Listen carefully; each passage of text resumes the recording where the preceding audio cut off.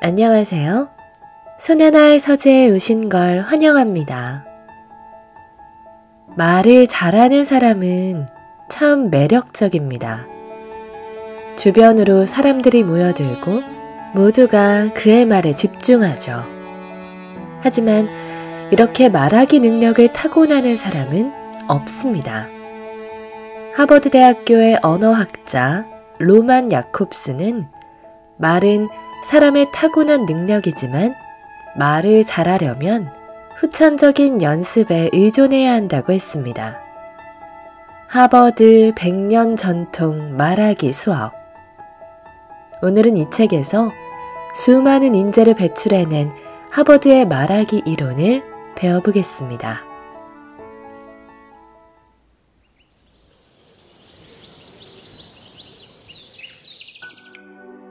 자신의 잘못을 스스로 조롱해라.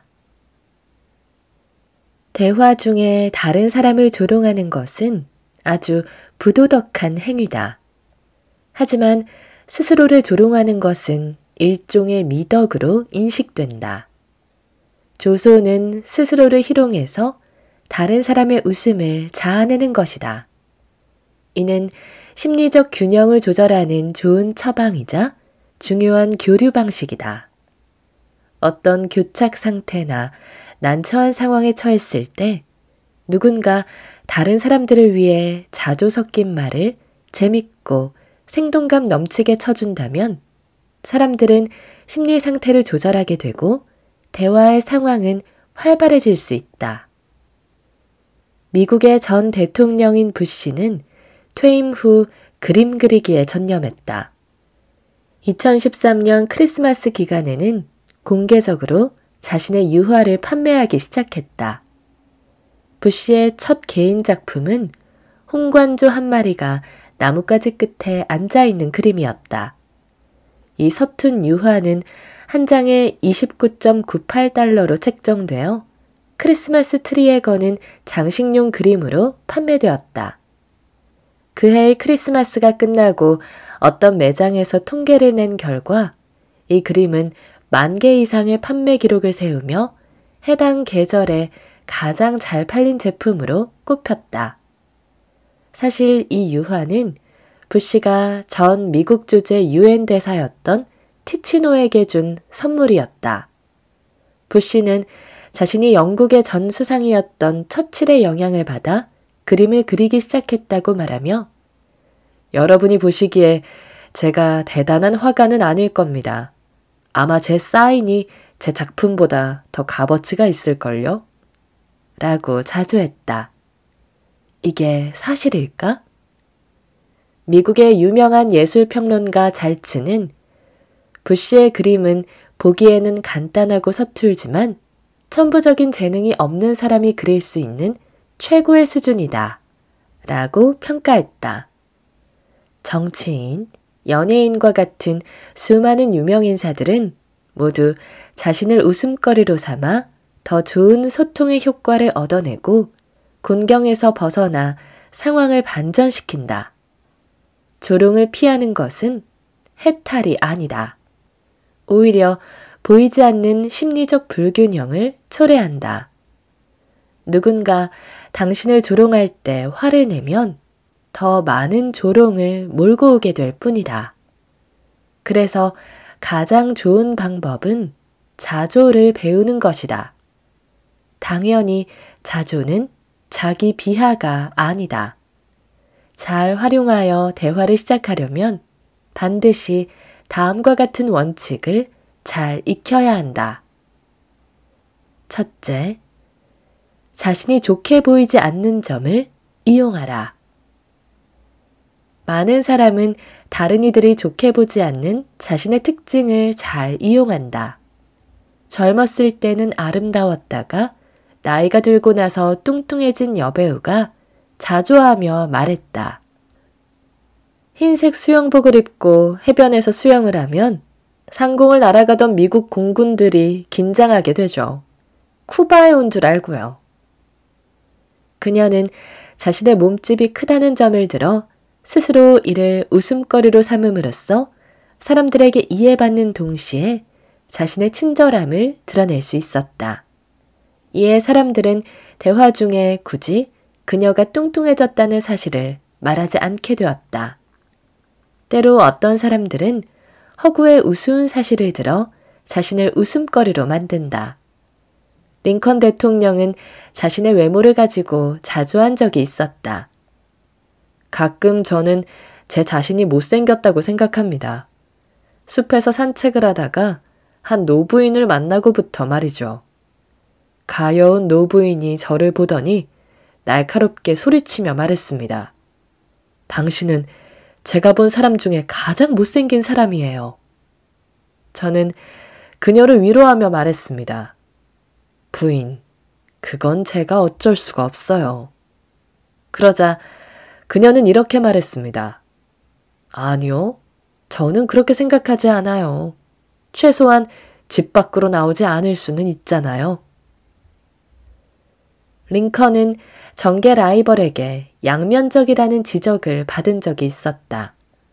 그때 링컨은 자신이 양면적이지 않다는 것을 모든 사람이 알아야 한다고 항의하며 말했다. 제게 양면성이 있다면 저는 절대 이런 못생긴 얼굴로 여기 나타나지 않았을 것입니다. 자신의 외모를 조롱하거나 자신이 잘 해내지 못한 일을 가지고 스스로를 자조하는 것은 당신이 친화적이라는 사실을 드러내는 것이다. 둘째, 자신의 몇 가지 약점을 먼저 폭로하라. 당신이 우연찮게 예쁘거나 잘생겼다면 하늘의 축복에 감사하는 동시에 아름다운 외모 때문에 쉽게 가까이 할 수 없는 경외감을 느끼게 한다는 사실을 알아야 한다. 다른 사람이 이런 감정을 느낀다는 것을 알았다면 자신의 약점을 찾아 보여줌으로써 상대의 마음을 조금 편하게 만들어줄 수 있다. 당신에게 재미있는 약점이 부족하다면 하나쯤 만드는 것은 어려운 일이 아니다. 어떤 스타 미식 축구 선수가 자신의 기교가 얼마나 훌륭한지 이야기할 때 이런 말을 했다. 됐어요. 저도 제가 꽤 괜찮다는 것을 인정해요. 하지만 아주 치명적인 단점이 있죠. 저는 이미 대학교 4학년이고 졸업을 하고 나면 이 특기는 제 강아지랑 산책할 때나 써먹을 수 있다는 거예요. 만약 당신의 어떤 능력이나 성과가 다른 사람의 경외나 질투를 불러일으킨다면 자조를 통해 부정적인 시선을 바꿔보는 것도 좋다. 세상에 완벽한 사람이 어디 있겠어요. 제가 바로 가장 좋은 예시죠. 자신을 웃음거리로 삼아 사람들이 미소 짓게 할 수 있다면 그들은 당신을 더 좋아하고 존중하며 심지어 우러러보게 될 것이다. 또한 그들은 당신이 유머를 통해 당신의 우수함과 사람을 배려하는 친절, 다른 사람과 격이 없이 소통하는 요건을 갖췄다는 것까지 알게 된다. 셋째, 잘난 척보다 자기 조롱이 매력적이다. 몇 년 전 하버드 대학의 학자들이 자조 혹은 풍자에 대한 논문을 썼다. 이 논문에서 자조할 줄 아는 사람에게는 저항할 수 없는 매력이 있다고 밝혔다. 단, 그들이 훌륭한 사람이어야 한다는 전제가 있었다. 인생에 실패한 사람이 스스로를 조롱한다면 그를 존경할 수도 없고 가까이 하지는 않을 것이다. 누구든지 아무런 쓸모도 없다고 스스로를 조롱하면 사람들은 그가 정말로 쓸모없는 인간이라고 판단하게 된다. 이것이 바로 자조의 철칙이다. 가진 지위나 능력의 우수함에 의심할 여지가 없는 사람이라면 자조를 아주 강력한 무기 중 하나로 사용할 수 있다. 하지만 그렇지 못한 사람이라면 그의 자조는 자기 비하가 될 뿐이다. 이는 자조의 특징에서 비롯된 결과다. 자조의 예술을 마스터하고 제대로 활용하려면 먼저 겸손하고 자신감을 가져야 한다. 겸손함과 자신감을 겸비한 사람만이 더 여유 있게 자신의 약점을 자신의 특징으로 바꿀 수 있다. 하지만 실패한 사람은 자신감을 가질 수는 있어도 절대 겸손해질 수는 없다. 겸손함은 성공한 사람만의 특징이기 때문이다.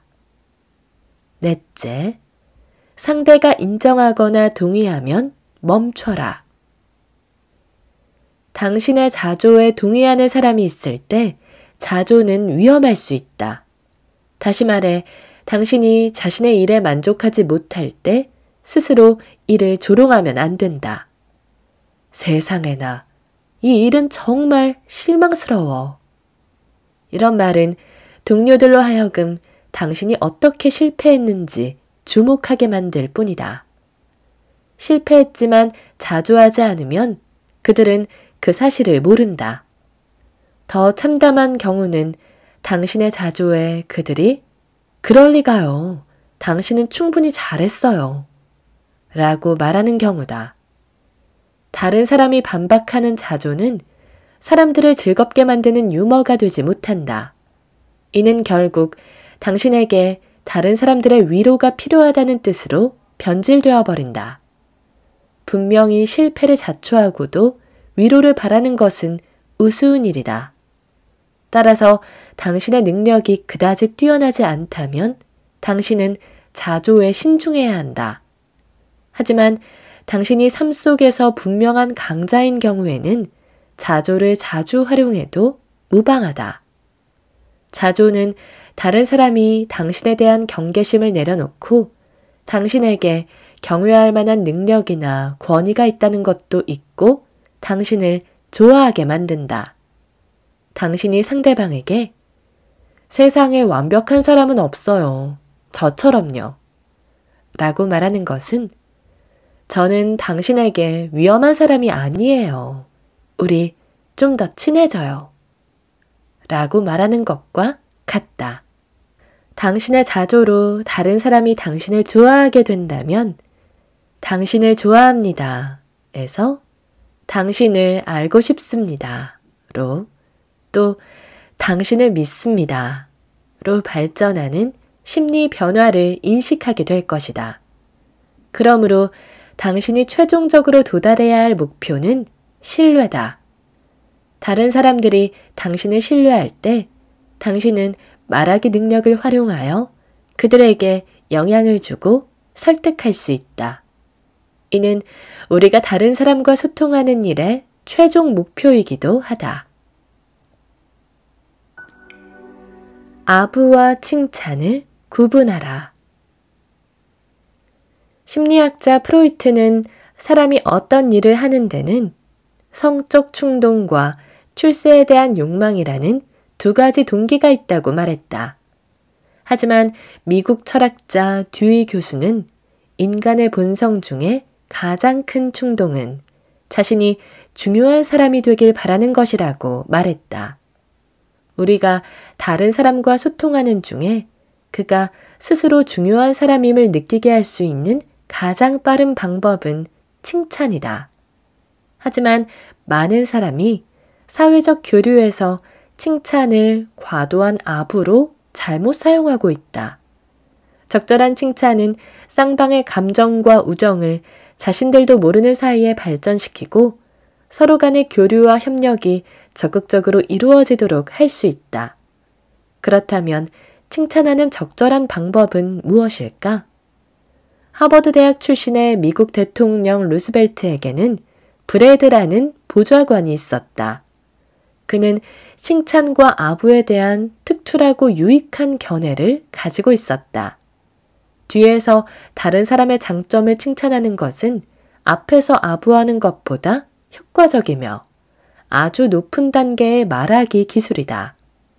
뒤에서 다른 사람을 칭찬하는 것은 여러 가지 칭찬 방식 중에 가장 사람을 기쁘게 할 수 있고 효과적인 방법이라고 할 수 있다. 브래드는 바로 이런 기술을 통해 신임을 얻었다. 브래드와 같이 일하는 부하 직원들이 있었다. 그들은 브래드가 좀처럼 잘못을 저지르는 일이 없다고 생각했다. 브래드는 그들을 아부쟁이라고 불렀다. 이 사람들은 루스벨트를 존경할 만한 사람, 이 시대의 영웅, 비범한 사람이라는 말들로 평가했다. 브래드는 루스벨트를 아주 존경했지만 이런 아부쟁이가 되고 싶지는 않았다. 그는 계획을 세워서 루스벨트를 칭찬하곤 했다. 또한 칭찬을 루스벨트가 제시한 각종 정책들과 결합시켰다. 그 결과 루스벨트는 브래드가 자신에게 진심으로 관심을 두고 집중하고 있다는 사실을 신뢰하게 되었다.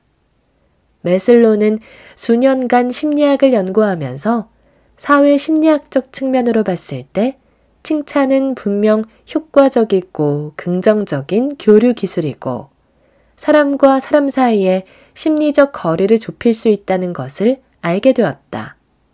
하지만 실생활에서 사람들은 다른 사람을 칭찬하는 것에 익숙지 않았다. 왜냐하면 칭찬하는 법을 몰라서 소통과 교류에서 즐거운 감정을 잃어버렸기 때문이다. 사실 정확한 칭찬은 말하기 능력을 보여주는 중요한 표현이자 사람 간의 교류에서 감정을 발전시키는 중요한 원칙이다. 메슬로는 정확한 칭찬은 일반적으로 다음과 같이 몇 가지 원칙을 따른다고 말했다. 첫째, 상대방이 원하는 칭찬을 하라. 어떻게 해야 상대방이 듣고 싶은 칭찬을 할 수 있을까? 어떤 선생님의 사무실이나 귀부인의 응접실에 들어갈 때 우리는 많은 단서들을 발견할 수 있다. 주위의 환경을 관찰하라. 테이블 위에 액자나 컴퓨터 바탕화면에 있는 사진이 보통은 가장 정확한 단서가 된다. 만약 그와 고위 관료가 함께 찍은 사진이 있다면 그의 인맥이 넓다는 것을 칭찬할 수 있다. 만약 그와 가족이 함께 찍은 사진이 있다면 자연스럽게 가족의 안부를 물으면서 가족들이 아주 훌륭한 사람들 같다고 칭찬할 수 있다. 사무실을 휙 둘러봤을 때 눈에 띄는 물건은 상대방이 다른 사람에게 보여주고 싶은 물건이자 상대방이 이에 대해 언급하거나 물어봐 줬으면 하는 물건이다. 상대방이 뿌듯함을 느끼도록 해라. 메슬로는 인간관계를 조정하는 데 쓸 수 있는 하나의 비책을 소개했다. 바로 다른 사람을 칭찬할 때 상대방이 가장 칭찬받고 싶어하는 그 부분을 칭찬하기 위해 노력하는 것이다. 그러한 칭찬을 해낸다면 그 사람은 절대 당신을 잊을 수 없을 것이다.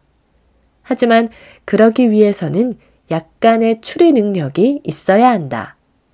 외모가 출중한 여성이 사무실이 아닌 시장에서 일하기를 고집한다면 이는 그녀가 자신이 직장 속의 꽃병이 아니라는 것을 증명하고 싶어 한다는 의미다.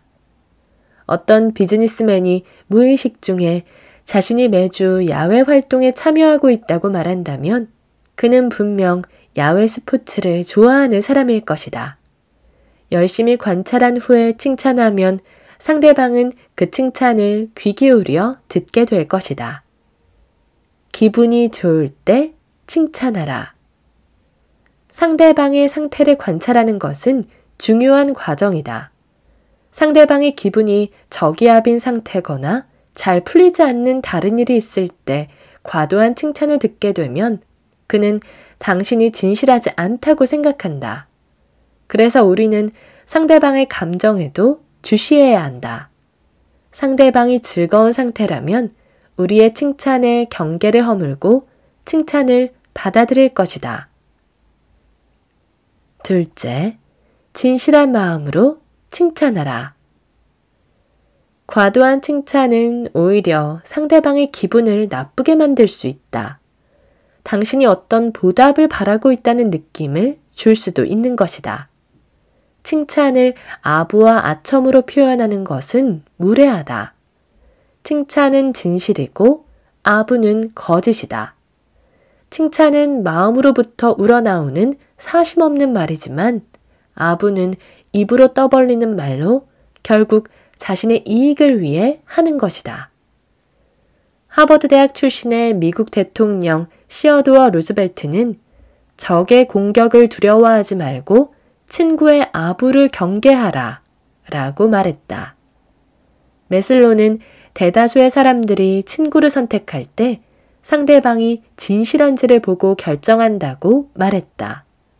교류에 진심이 담겨 있지 않다면 좋은 인간관계를 맺는 것 자체가 불가능하다는 것이다. 과도하게 아부하면 다음의 상황을 초래할 수밖에 없다. 상대방이 당신을 얕잡아 보고 당신이 정말로 자신을 존경한다고 오해한다. 상대방의 반항 심리를 자극하고 당신이 칭찬하는 이유가 자신에게서 어떤 이득을 취하기 위해서라고 생각한다. 따라서 칭찬은 반드시 진실과 사실에 근거해야 이상적인 효과를 얻을 수 있다. 셋째, 같은 칭찬을 반복하지 마라. 같은 사람을 칭찬할 때는 그 모양을 끊임없이 바꿔야 하고 다른 각도에서 다른 부분을 칭찬해야 한다. 당신은 정말 아름다워요. 라는 말은 한 번 들으면 기분이 좋지만 두 번 들으면 그렇게 강렬한 느낌을 받지 못한다. 10번 들었을 때는 실증이 날 수도 있다. 이것이 한계 효과의 감소다. 어떤 사람이 외모가 출중하거나 사업에 성공했다는 이유로 늘 각양각색의 칭찬을 듣는다는 것이 짐작된다면 그 사람도 발견하지 못한 장점을 찾아내어 적당히 칭찬해주는 것이 효과적이다. 넷째, 적절한 때에 적절하게 공급해야 효과적이다. 경제학에서는 가격을 결정하는 중요한 요소가 공급이다. 칭찬 한마디의 가치는 그 칭찬의 공급량으로 결정된다. 당신은 다른 사람을 후하게 칭찬하는 편인가? 아니면 사람이나 일에 대한 기준이 높고 까다로운 사람인가? 만약 어떤 사람이 다른 사람들에게는 아주 까다롭지만 당신에게는 쉽게 칭찬을 쏟아낸다면 이 칭찬은 더 무게가 있어 보인다. 당신은 동일한 칭찬을 많은 사람에게 자주 하는 편인가? 어떤 사람이 당신에게 선물을 줬을 때 이 선물은 제가 받은 선물 중에 가장 의미 있는 거예요. 라고 말한다면 그는 아주 기쁠 것이다. 하지만 만약 다른 사람이 다른 선물을 줬을 때도 당신이 같은 말을 한다면 이 칭찬의 효과는 곧 크게 감소할 것이다. 따라서 당신이 같은 말로 많은 사람을 칭찬할 거라면 최대한 그들에게 이 부분을 들키지 말아야 한다. 칭찬하는 사람이 권위와 명예가 있는 사람이라면 그의 칭찬에도 무게가 실리게 된다. 예술의 문외한이 당신의 작품을 아무리 칭찬한다고 해도 그 분야의 권위자가 낸 감상에는 미치지 못한다. 다섯째, 눈에 보이는 것을 즉흥적으로 칭찬하지 마라. 어떤 매니저가 미드 프렌즈를 보면서 레이첼의 얼굴과 모니카의 몸매를 합치면 스타를 탄생시킬 수 있어. 라고 가정해보자. 매니저는 두 사람을 칭찬한 것 같지만 듣는 사람의 입장에서는 서로의 부족한 부분을 비판하는 것 같다고 생각할 수도 있다. 상대방을 칭찬할 때는 제3자도 인정하고 좋아하는 상대방의 진짜 장점을 칭찬해야 한다. 사람들은 가끔 위선적으로 행동하기 때문이다. 만약 당신이 즉흥적으로 상대의 고상함을 칭찬했는데 사실 그 사람이 이 상황에서만 고상한 척을 한 것이라면 그 칭찬이 그에게 얼마나 웃기겠는가. 결과적으로 정확하게 칭찬하는 법을 배워야 감정적인 교류와 깊은 관계를 얻을 수 있다. 그러지 않으면 정반대의 상황이 발생할 수도 있다. 오늘 저와 함께한 시간 어떠셨나요? 편안한 시간이 되었길 바라며 또 들러주시길 기다리겠습니다. 그럼 잘 자요.